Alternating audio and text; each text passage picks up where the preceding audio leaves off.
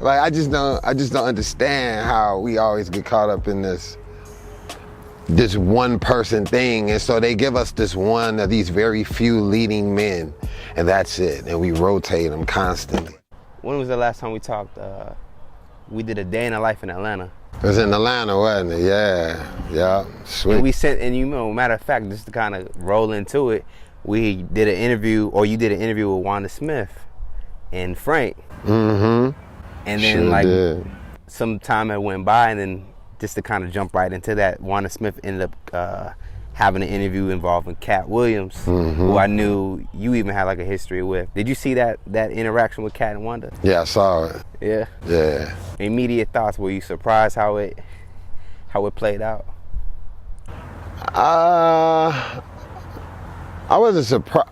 A little bit. I guess I was surprised a little bit because we comedians, man. Like, you know what we do. If you know you can't win, bag out. Like. So you more surprised about, like, I guess that she kind of started getting offended by, like, Katt?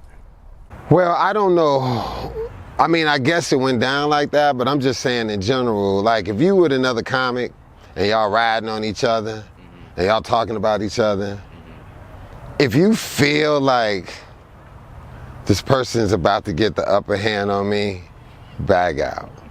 Regardless. It could have been Katt. It could have been Wanda on Katt. If Katt felt, but you have to feel it.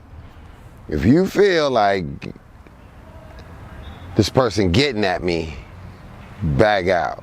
But it's not for you. It's not for you to get angry at. What does that look like? You just stop jokes, or you? Yeah, you could just be like, you crazy. Like, yo, anyway, let me get back to the matter at hand. Right. Which is promoting the show.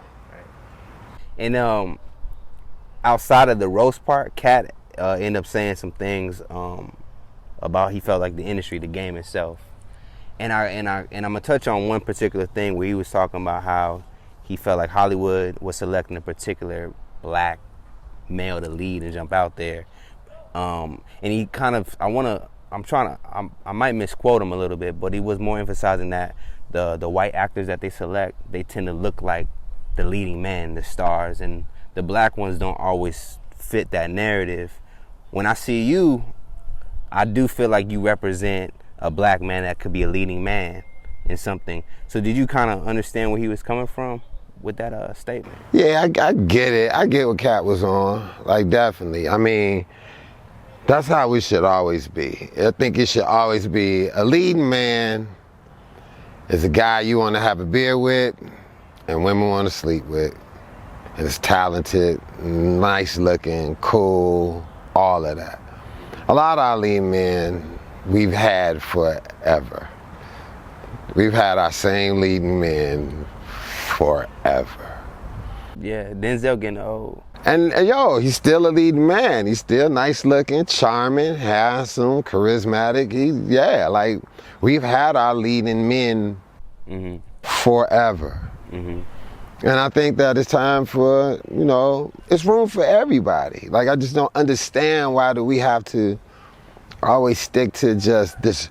Our mentality be like that. It's like, ooh, who's the winner? Who's the best? Who's this? Who's that? It's like everybody, why we always gotta have a number one? Right. Why we gotta have like the number one person? Why can't it just be someone for everybody?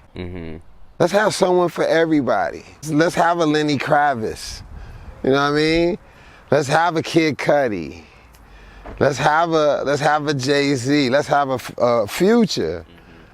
You know what I mean? Let's have a little Uzi Vert. Like, there's room for everybody, man. You know? Like, I just don't understand how we always get caught up in this one person thing, and so they give us this one of these very few leading men, and that's it, and we rotate them constantly. Right. And it's like, it's a lot of sexy, cool, talented black men out here, black women as well, who are fantastic.